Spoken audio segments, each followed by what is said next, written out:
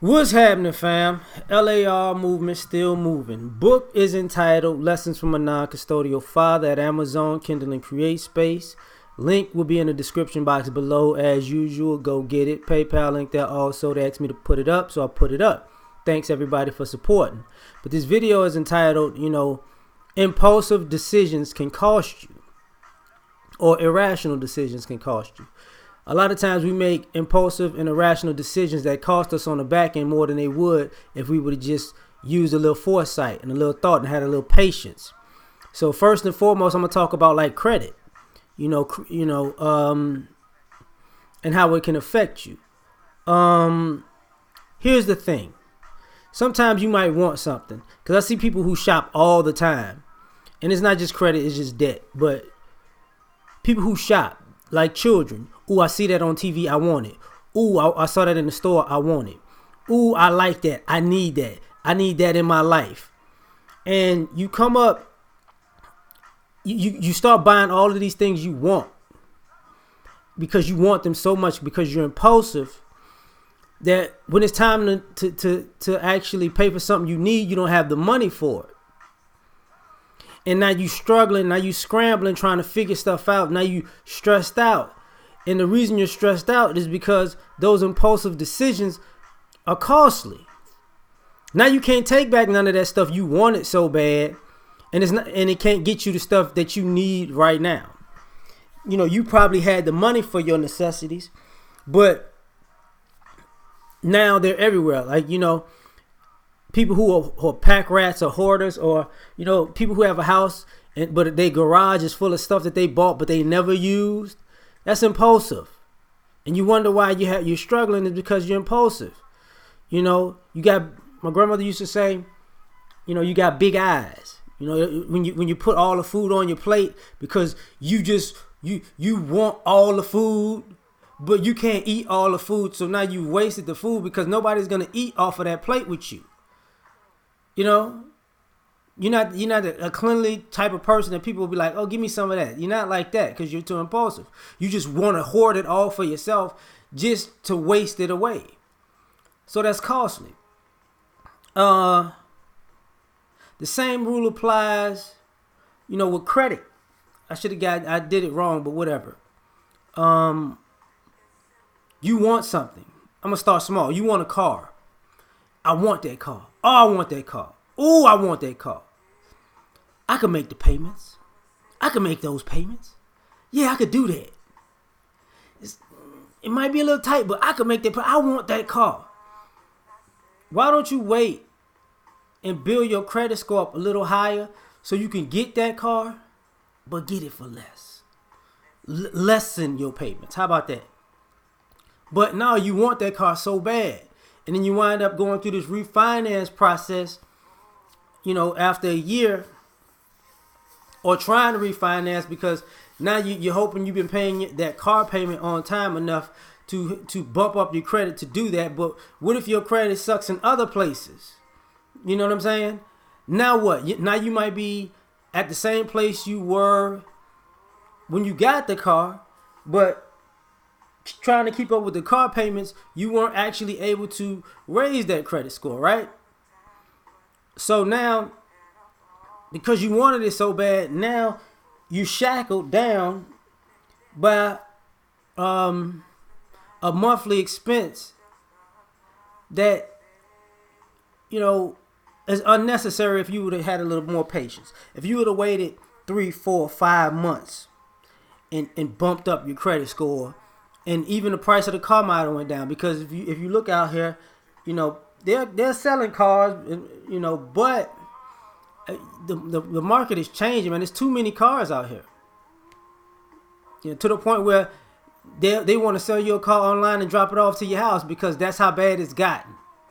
I mean, it looks good, but think about the premise of that. If you can find a car in another city and they'll drop it off to your house, that's how full these car lots are of cars, because people ain't buying them like you think. Same thing with the home. It's a little bigger, right? I want my dream home. I want my dream. If you can't afford your dream home, don't break yourself. Don't break yourself. I want 5 bed, 5 bath. I want a jacuzzi in the garage. I gotta have it. Okay, can you afford that in the upkeep of the house every year? What about can you afford the maintenance of the outside and the inside? Because when I say upkeep, a lot of times people think about I can afford somebody to do the yard, but when I'm talking about outside and inside, like what happens when something breaks and people get a new house and they I got the warranty for years. Okay, cool, but you still gonna have to you might have to change light bulbs. You never know. People come over and they like your new house and they do something unnecessary and break something. They not used to your house, but they break your stuff, but magically can't break theirs. Now you got to pay for stuff like that. Taxes, so on and so forth. And when they bump up the taxes, and then your mortgage might go up because you want the house, you didn't foresee that. You just looking, I want it. This is what it costs on this paper, and I can afford this. But you got to afford the other stuff that goes with it also. So if you ever buy a house, for you young cats who buy a house, I would implore you, if you buy your first house and you can afford a $1,500 mortgage, I would tell y'all to get a $1,000 or $1,100 mortgage. Maybe, what I'm saying, because depending on where you at, get $1,000. If you can afford a $1,500 a month mortgage payment, get $1,000 one for 2 reasons. Because the taxes might go up and you might wind up at $1,200 a month. That happens, but you'll still be comfortable. Also, you can put the extra $200 when it's over on paying down your mortgage. So if you got a 30-year mortgage and you do it that way, you'll pay it down in 15 years. And by the time your 15 years come, your house, depending on the area, it might be worth double the value when you bought it. That's real talk. But if you're impulsive and you just want it and you can afford that part of the mortgage, because if homeowners will tell you, you get in the neighborhood, people come and go.